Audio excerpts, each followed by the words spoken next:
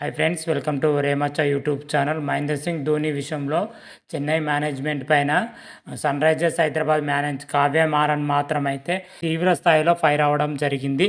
అసలు ఎందుకని కావ్య మారన్ చెన్నై మేనేజ్మెంట్ పైన ఫైర్ అయినది అనే విషయాల గురించి పూర్తి డీటెయిల్స్, అదేవిధంగా ఐపీఎల్లో రిటర్నింగ్ లిస్ట్ గురించి, అదేవిధంగా ఐపీఎల్ మన మీటింగ్ గురించి పూర్తి డీటెయిల్ తెలుసుకునే ముందు మా ఛానల్ సబ్స్క్రైబ్ చేసుకోండి. పక్కన ఉన్న బెల్ ఐకాన్ మాత్రం అయితే క్లిక్ చేసి పెట్టుకోండి.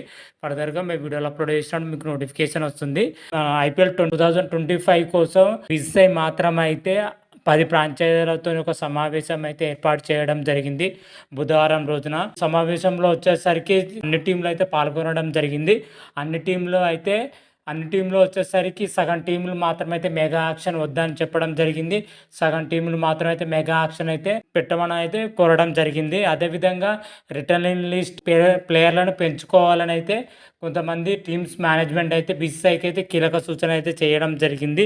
అదేవిధంగా ముఖ్యంగా ధోని విషయంలో చెన్నై సూపర్ కింగ్ మాత్రమైతే ఒక కీలక ప్రతిపాదన అయితే చేయడం జరిగింది. 2018 నుంచి 2021 వరకు తీసుకొచ్చిన ఒక ప్రతిపాదనను మరోసారి అయితే తీసుకురావాలని అయితే సూచించడం జరిగింది. అయితే చెన్నై మేనేజ్మెంట్ తీసుకొచ్చిన ప్రతిపాదన ఏంటంటే మహేంద్ర సింగ్ ధోనిని అన్క్యాప్ ప్లేయర్గా అయితే పరిగణలోకి తీసుకోవాలని అయితే చెన్నై మేనేజ్మెంట్ బీసీసీకి అయితే సూచించడం జరిగింది. ఒకప్పుడు ఈ రూల్ ఉండే 2008 నుంచి 2021 వరకు అయితే ఈ రూల్ అయితే ఉండేది. ఈ రూల్ వచ్చేసరికి ఇంటర్నేషనల్ క్రికెట్కి రిటైర్మెంట్ ప్రకటించిన తర్వాత 5 సంవత్సరాల తర్వాత ఆ ప్లేయర్ని అన్క్యాప్ ప్లేయర్గా పరిగణలోకి తీసుకొని అయితే ఐపీఎల్ రూల్ అయితే ఉండడం జరిగింది. అయితే 2021 వరకే ఇది లాస్ట్గా ఉండడం జరిగింది. ఇప్పుడు ప్రజెంట్ ఆ రూల్ లేదు. చెన్నై మేనేజ్మెంట్ మాత్రం అయితే ధోని విషయంలో అయితే రూల్ తీసుకురావాలని అయితే చెప్పడం జరిగింది. దీనిపైన చాలామంది ఫ్రాంచైజీలు మాత్రమైతే తీవ్రస్థాయిలో విమర్శలు గుప్పించడం జరిగింది. ఓనర్ కావ్య మారన్ మాత్రమైతే చెన్నై మేనేజ్మెంట్ పైన అయితే తీవ్ర స్థాయిలో ఫైర్ అవ్వడం జరిగింది. ఒక లెజెండ్ క్రికెటర్ను అన్క్యాప్ ప్లేయర్గా ఎలా పరిగణలోకి తీసుకుంటారు? ప్లేయర్కు అవమానం జరుగుతుంది ఇలా అయితే మాత్రమైతే కావ్య మారన్ అయితే అనడం జరిగింది. ఇదే ప్లేయర్ కాక రాబోయే రోజుల్లో మరికొన్ని ప్లేయర్లకు కూడా ఇదే అవమానం జరిగే అవకాశం ఉంటుంది కాబట్టి ఈ రూల్ మాత్రమైతే తీసుకురావద్దనేది కావ్య మారన్ అయితే చెప్పడం జరిగింది. ఎస్పెషల్లీ ధోని విషయంలో ఈ మార్పు మాత్రం అయితే ఖచ్చితంగా తీసుకురావద్దని అయితే కళాఖండిగా అయితే చెప్పడం జరిగింది. లేకపోతే రిటర్న్ చేసుకోవాలని అయితే చెన్నై మేనేజ్మెంట్కి అయితే కావ్య మారన్ అయితే సూచించడం జరిగింది.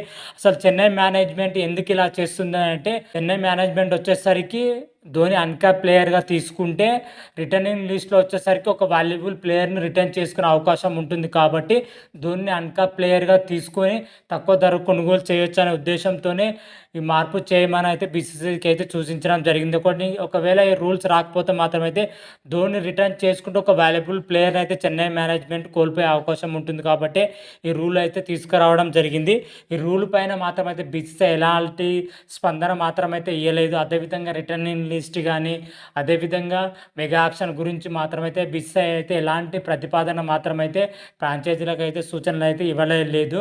ఇది మీ సమావేశం మాత్రమైతే అర్ధాంతంగా ముగిసిందని కూడా చెప్పుకోవచ్చు. మరోసారి దీనిపైన సమావేశం అవుతామని అయితే బీసీసీ అయితే క్లియర్ కట్గా అయితే చెప్పడం జరిగింది. అప్పుడు దానిపైన ఒక క్లారిటీ కానీ క్లియర్ కానీ రావచ్చు. అప్పుడు మరొక వీడియో చేసి అప్లోడ్ చేస్తాను. అంతవరకు మీకు ఈ వీడియో కానీ నచ్చినట్టయితే లైక్ చేయండి, షేర్ చేయండి. మరిన్ని వీడియోల కోసం మా ఛానల్ సబ్స్క్రైబ్ చేసుకోండి. పక్కన ఉన్న బెల్ ఐకాన్ మాత్రమైతే క్లిక్ చేసి పెట్టుకోండి. ఫర్దర్గా మేము వీడియోలు అప్లోడ్ చేసినా మీకు నోటిఫికేషన్ వస్తుంది. రామాదేవ్ శంభో శంకర. Thank you.